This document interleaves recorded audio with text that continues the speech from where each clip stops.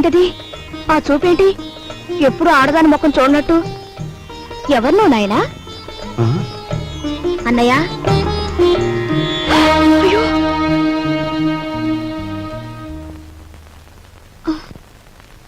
ఎవరు అమ్మాయి? పని మనిషిరా, ఇవాళే వచ్చింది. మన ఇంటికి పని మనిషి ఎందుకమ్మా? అదేమిట్రా, మీ అమ్మ ఒక్కతి పని చేసుకోలేక అవస్థ పడుతుందని నేనే కుదిర్చాను. అమ్మ ఒక్కతే చేయాలి, చెల్లెలున్నారుగా. ఇదేమో చదువుకుంటోందా? సరస్వతికి 4 రోజుల్లో పెళ్లి చూపులు. సరస్వతికి పెళ్లి చూపులా? ఏమిట్రా నీ ఆశ్చర్యం నువ్వును? అది కాదు నాయనమ్మా, ఇంతవరకు అత్తయ్యకి వస్తున్న కట్టం తాలూకా డబ్బు ఇవ్వలేదు. ఇప్పుడు దీని డబ్బు ఎక్కడి నుంచి తీసుకొస్తాం? ఆ విషయాలన్నీ నీకెందుకురా? అప్పో సప్పో చేసి నా తిప్పల్నే పడతాను. అప్పు చేసి పెళ్లి చేసేంత అవసరం ఇప్పుడు ఏమొచ్చింది? ఒరే, డబ్బున్నప్పుడే నిన్ను చదివించొచ్చులేని మీ నాన్న అనుకునుంటే నీకు అసలు చదువు వచ్చేదేనా? పిల్లకాకేం తెలుసు ఉండేలు దెబ్బని వాడి వితండవాదంతో ఏంలే నాయనా. నువ్వెక్కడో చోట అప్పో సప్పో చేసి ఈ శుభకార్యం కాస్త చేసి వెళ్ళు. చూసావా వాడికి ఎంత కోపమో చూసావా? వీడికే గనక ఆ మహారాజు బుద్ధొచ్చుంటే ఈ పాటికి 2 జిల్లాలకు కలెక్టర్ అయ్యేవాడు. 2 జిల్లాలకి.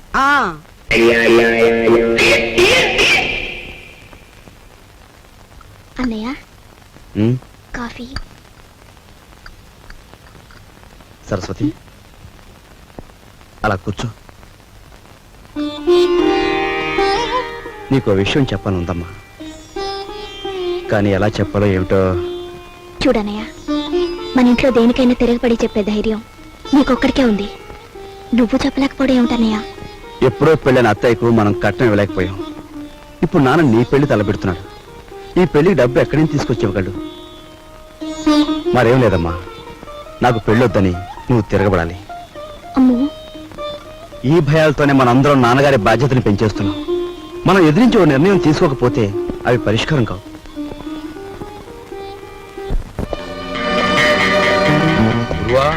అంతా ఎంక్వైరీ చేశాను. ఆఫీసరు 9వ గంట కొట్టేటప్పటికి హాల్లోకి వస్తాడంట. ఆ తర్వాత వాడి స్థానంలోకి నువ్వు వెడతావు.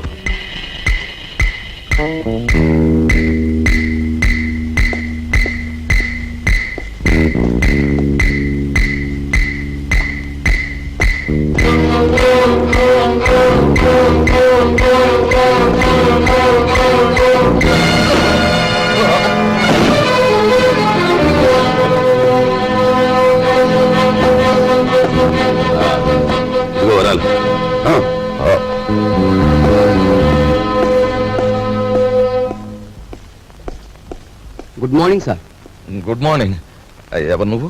అదేమిటి సార్, నేను మీ అకౌంటెంట్ నరసింహరావు సార్. మీ ఆఫీసులోనే పనిచేస్తున్నా. ఏమిటి పని? రేపు ఆఫీసులో జీతాలు కదండి, 6,000కి చెక్ రాసుకొచ్చాను. మీరు సంతకం పెడితే బ్యాంక్ వెళ్ళి డ్రా చేసి తీసుకొస్తాను. ఇక నుంచి చెక్కులు గిక్కులు ఏమొద్దు. రేపు ఆఫీస్ లో క్యాష్ ఇచ్చేస్తాను. క్యాష్ ఎంత? 6,000 సార్. ఆఫీస్కి వెళ్దాం. వచ్చే సొమ్ములో అప్పుడే 6,000 ఆమదం.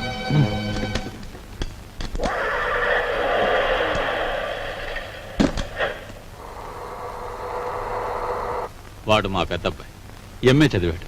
నేను నిరుద్యోగిని. మరి మీరు? నిరుద్యోగ సంఘానికి అధ్యక్షుణ్ణి. మరి ఇది ఈ పెళ్ళేంటంటారా? ఉద్యోగం లేదే పెళ్లి చేసుకోకూడదు అనుకుంటే ఫట్ అంతే, అలా ముదిరిపోవడమే. మరి మీరు? నేను ముద్రపోవడానికే నిశ్చయించుకున్నాను. చూడు మిస్టర్. Thank you.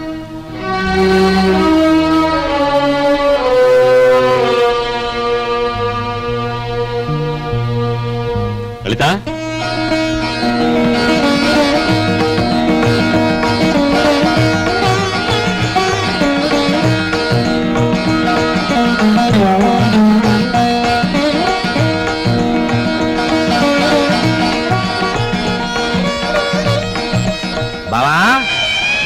రా బావా.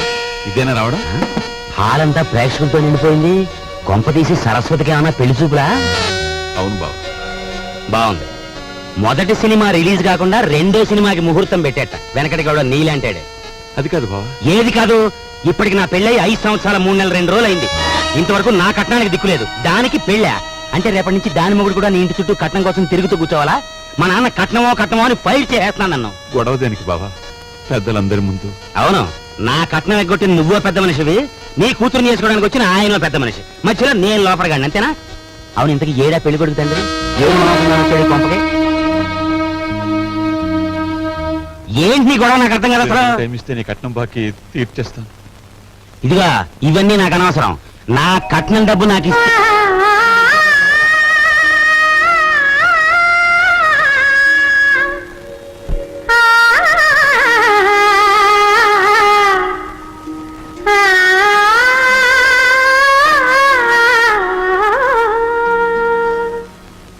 అయ్యా, మీ అమ్మాయి మాకు బాగా నచ్చింది. మేము అడిగిన కట్నం డబ్బు ఇచ్చేట్టయితే మీ అమ్మాయిని మా అబ్బాయికి చేసుకోవడానికి మాకేం అభ్యంతరం లేదు. ముందుగా డబ్బేదో ఏర్పాటు చేయండి. ఏమన్నా బాలేవారే, డబ్బు ఏర్పాటు చేసి ముందు నా బాకీ తీర్చమనండి, ఆ తర్వాతే మీ అబ్బాయి పెళ్లి. అమ్మా అయ్యా, వారు సెలవిచ్చినట్టే కానివ్వండి. నమస్కారం. పదరా. రా బావా, నా బాకీ తీరే వరకు నేను ఇక్కడి నుంచి కదలను. నీ ఇంట్లో ఏ శుభకార్యం జరగనివ్వను.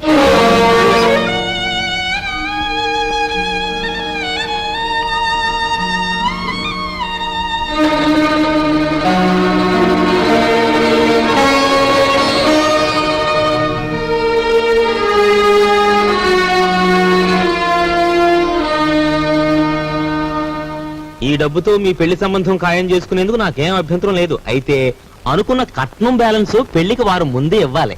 ఇవ్వలేదనుకోండి, ఫట్, ఈ పెళ్లి జరగదంటాడు మా నాన్న. మిగిలిన సొమ్ము లగ్నానికి వారం ముందే ఇస్తా.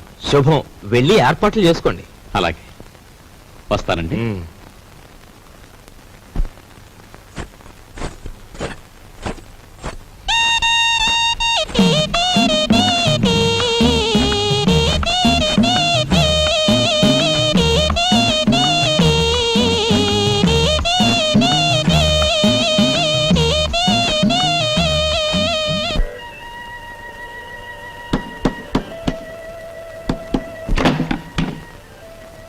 లోపలికి రమంగి. చిచి, నువ్వు కాస్తంత లేవు, అందులోనూ చదువుకునే కుర్రాడివి. నీ గది నిండా బూతు బొమ్మలా. ఏంటయ్యా నువ్వు చదివేది? ఉండు, నీ పని చెప్తాను.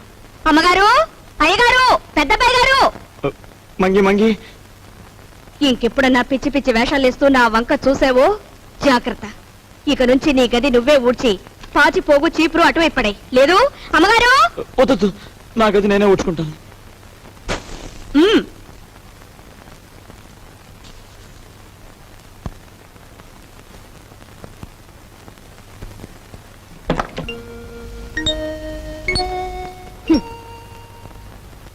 మీ నాన్నగారి గురించి ఎవరికి పడుతుందమ్మా?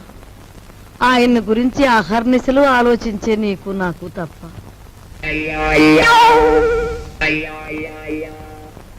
అమ్మాయి సావిత్రి వచ్చిందిగా, ఏం వండుతున్నా? పప్పులు చేసి చాలే, ఆడబిడ్డ ఇంటికి వస్తే పులుస్తోనూ చారుతోనూ అన్నం పెడతావా? నా తల్లికి నేతిగారులంటే ఇష్టం, అవి చెయ్యి.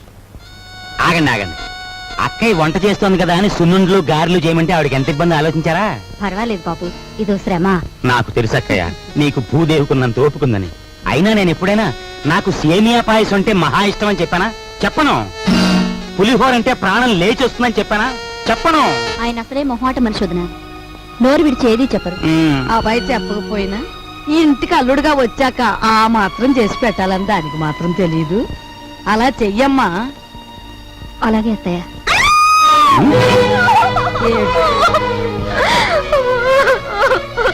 ఏమిటే, ఏమైంది? ఎందుకు ఏడుస్తున్నావు? ఏమన్నా తేలు కుట్టిందా? పావుల నర్సయ్యకి ఫోన్ చేస్తా. తేలు కాదండి, చచ్చిపోయిన సన్యాసిరావు గారు చటుక్కున జ్ఞాపకం వచ్చారండి. ఆ మూల కూర్చుని ఏడుస్తావేమిటి? ఆ ఏడితే ఏడిపోదో ఇటు వచ్చాడు. ఈ కేడొచ్చండి. అవునన్నట్టు ఎవరో జ్ఞాపకం వచ్చి ఏడుస్తున్నావు కదా, హూ ఇస్ దట్ సన్యాసి? ఏదైనా ఫ్లాష్ బ్యాకా? ఏం బ్యాకో నాకు తెలియదు కానీ తమలాగే అతను కూడా ఒక రోజు అత్తారింటికి వచ్చాడండి. ఇంతకేం జరిగింది? ఆయన గారు వచ్చి సరిగ్గా అయ్యగారు అడిగిన పిండి వంటలే చేయించుకొని తిన్నారండి. తింటే తినాలే, ఆ తర్వాత? ఇంకా ఏం జరగాలండి, రాత్రి అయ్యేసరికి జ్వరం వచ్చిందండి, ఆ తర్వాత వాంతులండి, ఆ తర్వాత విరోచనాలండి, తీరా చూస్తే కలరా అన్నారండి. కలరానా? ఆ మర్నాడు పొద్దున ఆ బాబుగారు ధన్మని చచ్చిపోయారండి. ధన్మని చచ్చిపోయాడా? సరిగ్గా ఈయన అడిగిన పిండి వంట పిండి వంటలు వద్దు, పాడు వద్దు కానీ నీకు నమస్కారం పదండి, తల్లి. ముందే చెప్పావు. మనిషి బాగుంటే చాలేమ్మా, పిండి వంటలు లేకపోతే పోయాయి.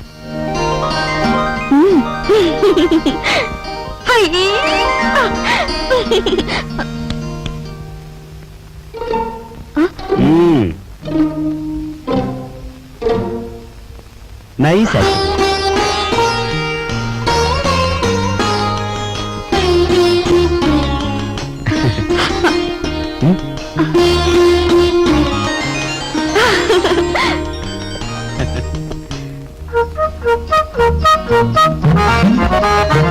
ఓయ్ ఓయ్, తొందరగా లాగించో లాగించో. లాగించు లాగించు అని జతకావాడు గుర్రపు తోక లాగినట్టు లాగుతుంటే తెరుచుకోవద్దు. దీని నంబర్లు తెప్పలేక నాకు దెమ్మ తిరిగిపోయి బొమ్మ కనిపించేస్తా. అంత చికాకున్నా వాడివి జీతాలు క్యాష్ పేమెంట్ ఇస్తాను ఎందుకు ఒప్పుకున్నారా బేవర్స్ నా కొడక? ఒప్పుకోక సావమంటావా? సంతకం పెట్టడానికి సిద్ధపడితే చెక్కు మీద అంతే మన బండారం బయటపడిపోయి స్వామియే శరణం. స్వామియే శరణం. ఫ్యామిలీ లేడీ వస్తున్నట్టు వెళ్ళి దాక్కుంటు దాకు. స్వామియే శరణం, స్వామియే శరణం, స్వామియే శరణం. పాలు తీసుకోండి. తీసుకుంటాను, అలా ఉంచు. రేపు ఆఫీసులో జీతాలు ఇవ్వాలి. సేఫ్ లో ఒక 6,000 తీసి నా బ్రీఫ్ కేసులో ఉంచు. అదేంటండి ఎప్పుడూ లేని ఇనపెట్లో నుంచి నన్ను డబ్బు తీయమంటున్నారు? వ్రతంలో ఉన్నాను కదా, పాపిష్టి డబ్బు చేత్తో ముట్టుకోవడం ఎందుకు అని. దీని నంబర్లు నాకెప్పుడు చెప్పలేదు కదా, ఇప్పుడైనా చెప్పండి, తీసిస్తాను. ఎన్నాళ్ళు లేని డబ్బు యాతన ఇప్పుడు మాత్రం నీకెందుకు? స్వామియే శరణం. నే పూజ చేసి పడుకుంటాను, నువ్వు వెళ్ళి పడుకో. అలాగే. స్వామియే శరణం. ఆఫీసర్ గారికి ఇనపెట్టే కాదు, ఇళ్ళాలు కూడా లాసే. రే నోరు మీద వచ్చిందే ఎదవ పని మీద, అందులో మళ్ళీ విచారం ఐడియా ఒకట. ఆవిడనే కాదు, పని పిల్ల గురించి నువ్వు పల్లెత్తు మాట మాట్లాడిన పళ్ళు పిక్సి చేతులు పెట్టేస్తాను. ఓయ్ ఓయ్ పెట్టేద్దు గానీ ముందా పని చూడు. నేను చూడలేను బాబు, నంబర్లు తిప్పుతుంటే అలు చేతులు లాగేస్తున్నాయి. ఈ కుంట నా కొడుకును మొయ్యలేక నా నడుము లాగేస్తుంది. చూద్దా బాబా, పని చూడు. సత్తే తలుపేసి నువ్వు పని చూడు. నేనా?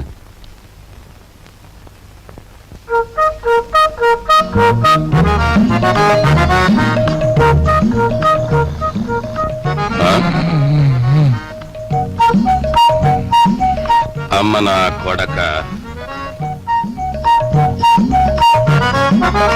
వచ్చిందా?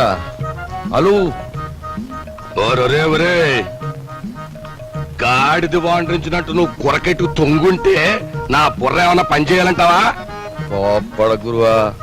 అలు ఆఫీసర్ గారికి గురకెట్టే అలవాటు ఉంది. ఇప్పుడు మనం గురకెట్టలేదనుకో ఫ్యామిలీ లేడీకి అనుమానం వచ్చేస్తుంది. పని చూడరా, పని చూడు. కర్మరావు నిన్ను పనిలో పెట్టి నేను చేయాల్సి వస్తుంది.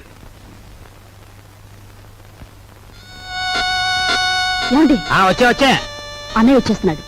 అసలు విషయం తేలిపోవాలి. జాడిని చదివిపెట్టండి, ఊరుకుంటే లాభం లేదు.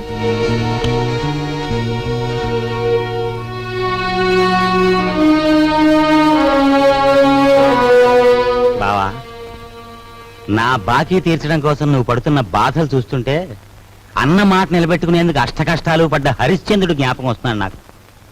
బాబు, ఎంతకు నువ్వు చెప్పేదేమిటి? ఏముంది, నువ్వు హరిశ్చంద్రుడివి, మా నాన్నేమో విశ్వామిత్రుడు. నేను నక్షత్రకుండా అయిపోయాను అనవసరంగా. ఇదిగో ఇదంతా నాకు అనవసరం. నువ్వు మార్వాడి దగ్గరికి వెళ్ళి అర్జెంటుగా అప్పు చేసేయి. పుట్టిన ప్రతి చోట అప్పు చేశాను బాబు. నీ ప్రయత్నాలన్నీ ఫ్లాప్ అయ్యాయి కాబట్టి ఓ సూపర్ హిట్ ఐడియా చెప్తాను. ఏమిటి? దీనికి ఆడియన్స్ అంతా కావాలి. అత్తయ్య, అక్కయ్య, నా ఓన్ వైఫ్ సావిత్రి, ఓయ్ మేనలుడు, ఆడియన్స్ మొత్తం వచ్చేయండి. కమాన్. బావ కష్టాలన్నీ గట్టెక్కిపోవడానికి నేను 70mm ఐడియా ఇస్తున్నాను. అందరూ జాగ్రత్తగా వినండి. పెద్దాపురం బసవయ్య గారి అమ్మాయిని మన రాజుకిచ్చి పెళ్లి చేసేస్తే వాళ్ళు భారీ ఎత్తున కట్నం ఇస్తారు. దాంతో ముందు నా కట్నం బాకీ తీర్చేయచ్చు. మన సరస్వతి పెళ్లి చేసేయచ్చు. మిగిలిన బ్యాలెన్స్ డబ్బుతో ఓ కిళ్ళి కొట్టు పెట్టుకోవచ్చు. కాకపోతే ఏంటంటే ఆ అమ్మాయికి ఓ కన్ను గుడ్డి, ఓ కాలు కుంటి. వెధవ సలహాలు ఒక నోరు మూసుకో. మా రక్తం ఓడ్చైనా సరే నీ కట్టిన డబ్బులు నీకు సెటిల్ చేస్తాం. అంతవరకు తేరగా తింటూ కూర్చో. అంతేగాని ఇంకెప్పుడు ఇలాంటి పిచ్చి పిచ్చి సలహాలు మాత్రం ఇవ్వకు. జాగ్రత్త. ఏమిటన్నయ్యా మనిషి అంత మనిషి మీ బావని పట్టుకొని వాడంతంత మాట్లాడుతుంటే నువ్వు చూస్తూ ఊరుకుంటావా? ఒరే పెద్దంతరం చిన్నంతరం లేకుండా ఇంటి అల్లుండి పట్టుకుని అట్ట ఎత్తి పొదేస్తే ఆడికి కాస్త గడ్డి పెట్టలేవు. లలిత ఎండలో అలసిపోయి వచ్చాడు, వెళ్ళి వాడికి అన్నం పెట్టు. అమ్మో అమ్మో అయ్యో ఏయ్. ఉమ్.